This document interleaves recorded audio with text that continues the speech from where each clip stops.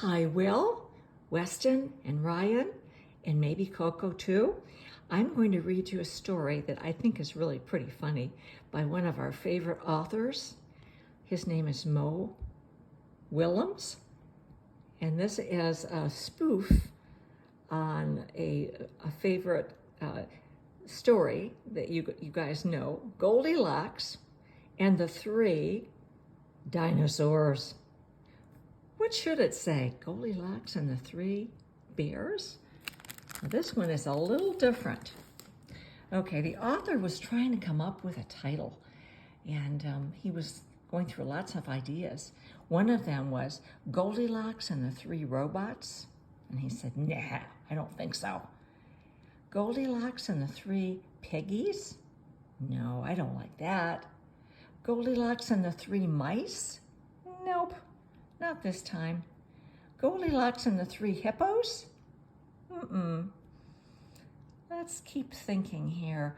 Goldilocks and the Three Mosquitoes? Nope, I don't like that one. Goldilocks and the Three Dogs? No. Goldilocks and the Three Lions? How about and the Three Apes?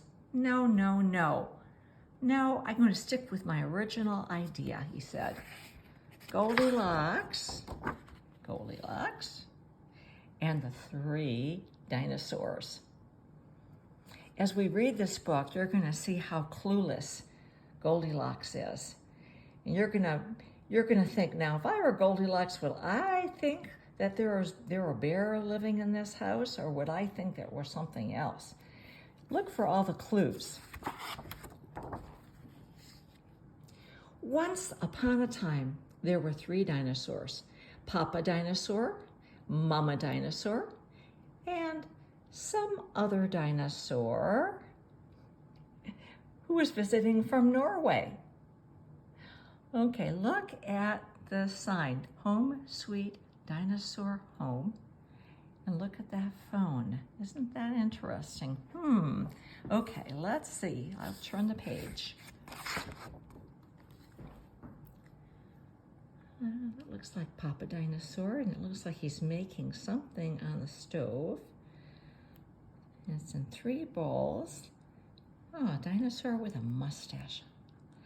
Okay, one day, for no particular reason, three dinosaurs made up their beds, positioned their chairs just so, and cooked 3 bowls of delicious chocolate pudding at various temperatures. You see how they put ice cubes in one of them, a thermometer in another one? What are they cooking up? Oh boy, said Papa Dinosaur in his loud, booming voice. It's finally time to leave and go to the someplace else. Yes, commented Mama Dinosaur. I sure hope those innocent little succulent children happen to come by our unlocked home while we are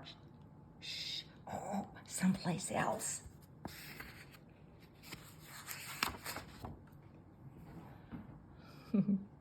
Then the other dinosaur made a loud noise that sounded like a big evil laugh, but was probably some polite Norwegian expression. Har, har, har, Orgerfist, har, rah.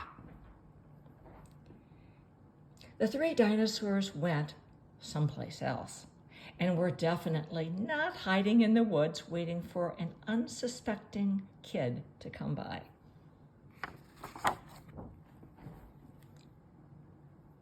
Sure enough, a few minutes later, a poorly supervised little girl named Goldilocks came traipsing along. Do you think they're hiding very well? And that sign says 0.2 miles, and they crossed off to trap, and they wrote in a very nice house. Just then, the forest boomed with what could have been a dinosaur yelling, "Gotcha!" But I'm pretty sure it was just the wind.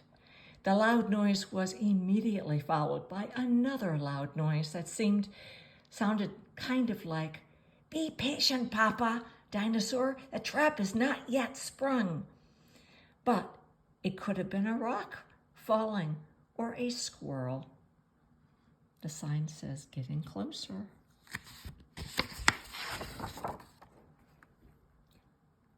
Either way, Goldilocks was not the type of little girl who listened to anyone or anything.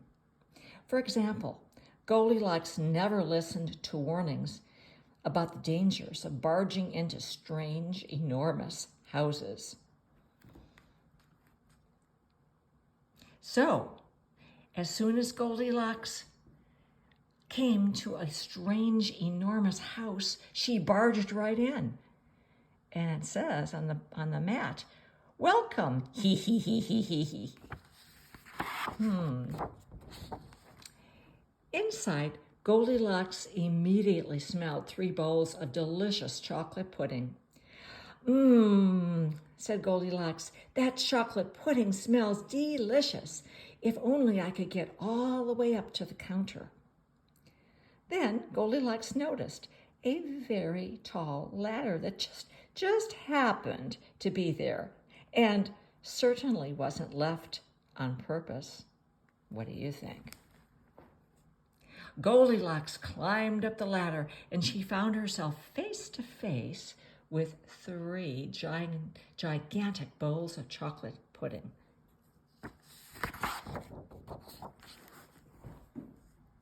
The first bowl of chocolate pudding was too hot, but Goldilocks ate it all anyway because, heck, it's chocolate pudding, right? The second bowl of chocolate pudding was too cold, but who cares about temperature when you've got a big bowl of chocolate pudding? Not her. Papa Bear, PD, Papa Dinosaur, PD, MD is Mama Dinosaur. And that one is probably Dinosaur of Norway, D of N. The third bowl of chocolate pudding was just right, but Goldilocks was on such a roll by now, she hardly noticed. Looks like she's swimming in it. Soon Goldilocks was stuffed like one of those delicious chocolate-filled little girl bonbons, which, by the way, are totally not the favorite food in the whole wide world for hungry dinosaurs. Tired and groggy, Goldilocks noticed 3 chairs in the living room. So she climbed down the ladder and she walked out of the kitchen. The first chair was too tall. The second chair was too tall. And the third chair was too tall. Goldilocks wasn't going to climb that high just to sit on some chair. So she hiked over to the bedroom.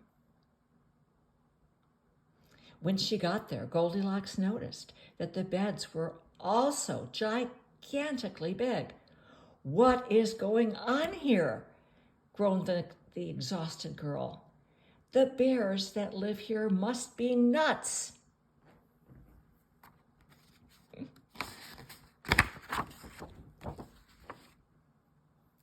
Just then, the room filled with a loud, booming noise that was either a passing truck or a dinosaur gloating. "A few more minutes and she'll be asleep. Delicious chocolate-filled little girl bonbons are yummier when they're rested." You see them looking in the window?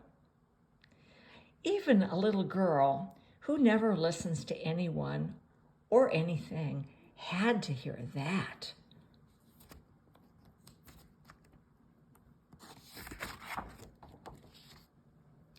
Goldilocks took a moment to stop and think, which was longer than she used to stop. She was used to stopping and thinking. "Hey," she told herself, "this isn't some bear's house. This is some dinosaur's house." Say what you will about Goldilocks, but she was no fool. As quickly as she could, she ran to the back door and she got out of there.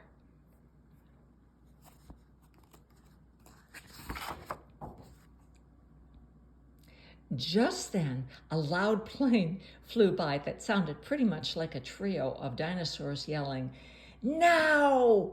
or "Charge!" or the Norwegian expression for "Chewy Bun time." Suddenly, and completely coincidentally, the three dinosaurs rushed through the front door.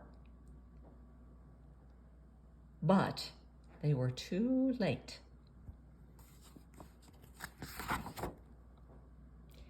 Goldilocks was gone, and all that was left in the house were three disappointed dinosaurs. The end. And the moral is, if you ever find yourself in the wrong story, leave. What is she looking so happy about? And she's running towards the three bears. And the moral for the dinosaurs is, lock the back door. The end. I hope you liked that story. And I will read another one to you very soon. Love you all. Bye-bye.